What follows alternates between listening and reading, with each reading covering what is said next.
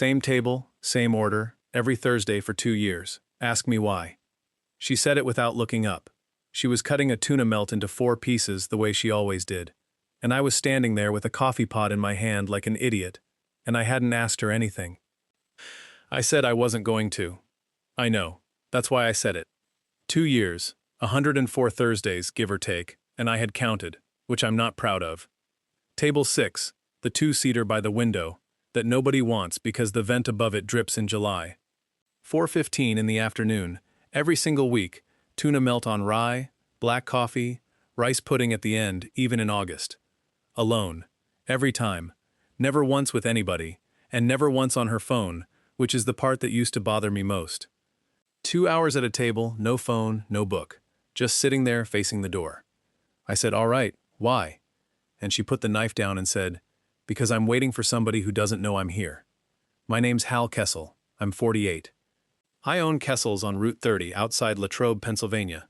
12 tables, 8 stools, open since my mother put her name on the lease in 1978. I have worked in that building since I was 14 years old. I know what people order before they sit down.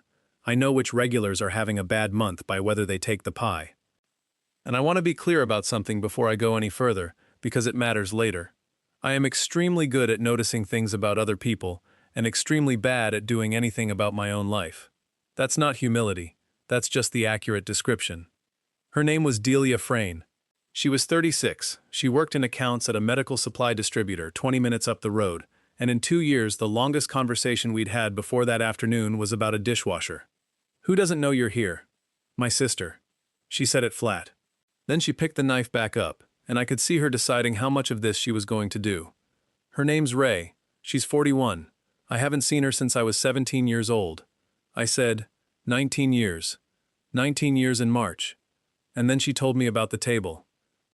Their mother worked Thursday doubles at a nursing home in Greensburg through the whole of the 90s, and on Thursdays their grandmother, a woman they called Nan, would collect the 2 of them from school and bring them to Kessel's, and they would sit at table 6, and Nan would order 2 tuna melts on rye and 2 rice puddings and a coffee for herself. Delia said, "You want to know the actual truth? That was it. That was the entire good part of my childhood. 2 hours a week at a table by a window with my sister and my grandmother, in this room. Everything else in that house I'd hand back." Nan died in '99. Ray was gone by 2006. And 2 years ago, Delia started coming back on Thursdays, alone, at 4:15, and ordering exactly what a dead woman used to order for 2 little girls.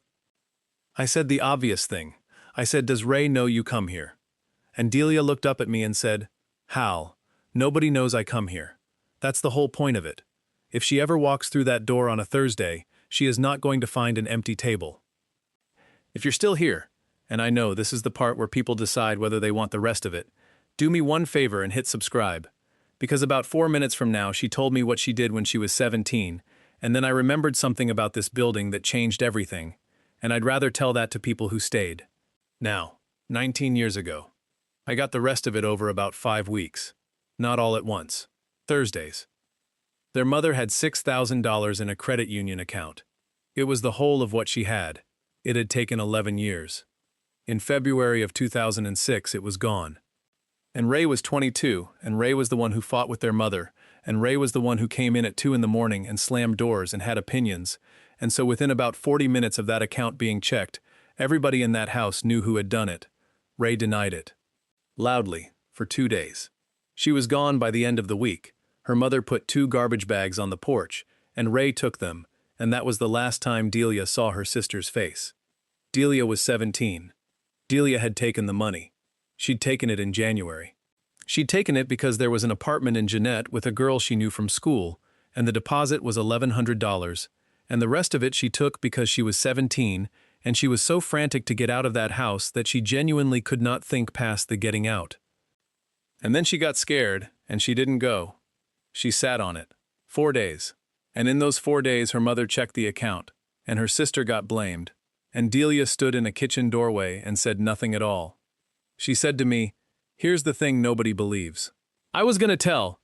I was going to tell on the Sunday, and then it was Monday, and then it was a week, and then it was a year, And after about 3 years, it stopped being something I could tell anybody, and it turned into a thing I just have. I asked what happened to the money. She said, "It's in an envelope in a drawer." All of it. Every dollar. For 19 years. And then, quieter. I've never even counted it. I know exactly what's in there. I asked why she started coming here 2 years ago and not 5 years ago or 10. And she said, "Because my daughter turned 17 in March." And she came downstairs one morning in a bad mood about something, and I looked at her and I thought, that's it. That's how big I was. That's how much of a person I was when I let that happen to my sister. Now here's the part where I have to tell you about my mother's basement. Because 2 weeks after that, I was down there looking for a fan belt, and I moved a milk crate off a shelf, and I saw a bank box with 2004-2007 written on the side in my mother's handwriting. My mother ran this place until 2009, and she kept everything. Time cards, applications, copies of every W-2 she ever issued. Not because she was organized, because she was suspicious of the government in a general, unfocused way and believed she'd need proof of something one day. And I stood in that basement holding a fan belt and I remembered. Ray Frayne worked here. 2 summers, 2004 and 2005, weekends and Friday nights. A tall girl with a laugh you could hear from the parking lot, who my mother liked and who I barely spoke to because I was 27 and full of myself, and she was a kid on the counter. I had been serving her sister lunch for 2 years, and I never once put the name together. Because Frayne is not an unusual name around here, and because I am, as I mentioned, not good at the things that count. I opened that box on the floor of my own basement. Her application was in it. Her handwriting, blue pen, 2004, an address on Ligonier Street that hasn't existed in 15 years. And in the emergency contact box, a name that wasn't her mother's. An aunt, Bernadette, with a phone number in the 330 area code, which is Ohio. I sat on the basement stairs for a long time with that piece of paper. Because here's the problem, and I want you to actually sit in it with me for a second. Delia had told me a thing that was hers. She hadn't asked me for help. She had specifically, deliberately built a version of this where nobody knew and nobody was looking, and she'd told me that was the point of it. And I was holding a phone number in a basement. I had no right to that number. It came to me because my mother kept a box. And the other thing, the thing I only admitted to myself later, is that I knew exactly what I was doing, because I have a son. Aaron's 26. He's in Charlotte. He asked me for $18,000 6 years ago to go in on a landscaping business with a friend, and I said no, which was probably correct. And then I said a second thing, which was not correct, and which I'm not going to repeat. We haven't spoken in 6 years, my own son. And in 6 years I have made exactly 0 phone calls, and I have told myself 100 different versions of why. So when I say I sat on those stairs a long time, I wasn't deciding whether to call Bernadette in Ohio. I was standing in front of the fact that I was about to do for a stranger the thing I have never once been able to do for myself. I called on the Tuesday. Bernadette Frayne is 71 and lives in Canton and was extremely suspicious of me for the first 4 minutes, which was correct of her. I did not tell her about the money. That wasn't mine to tell. I told her I owned a diner where her niece had worked as a kid, and that her niece's sister had been sitting at the same table every Thursday afternoon for 2 years, and that I thought Ray might want to know that, and that I wasn't asking for anything else. She said, 2 years? I said, 104 Thursdays. She was quiet, and then she said, I'll tell her. I'm not promising you what she does with it. Nothing happened for 5 weeks. I said nothing to Delia. 5 Thursdays of pouring coffee for a woman and not telling her, and I want to be honest that those were bad weeks, and that I came very close twice. On the 12th of June, a woman came in at 4:30 in the afternoon. Tall, 41. The laugh you could hear from the parking lot, except she wasn't laughing. And she did not go to table 6. She stood inside the door for about 10 seconds looking at her sister, and then she went and sat at the counter, with her back to the room, 8 feet away, and she ordered a coffee from me like I was nobody, and she drank about half of it before she turned around. I have never in 25 years of this heard a room get that quiet. Delia didn't move. She had a tuna melt cut into 4 pieces in front of her, and she didn't move at all. And Ray said, from the counter, "You've been sitting there for 2 years."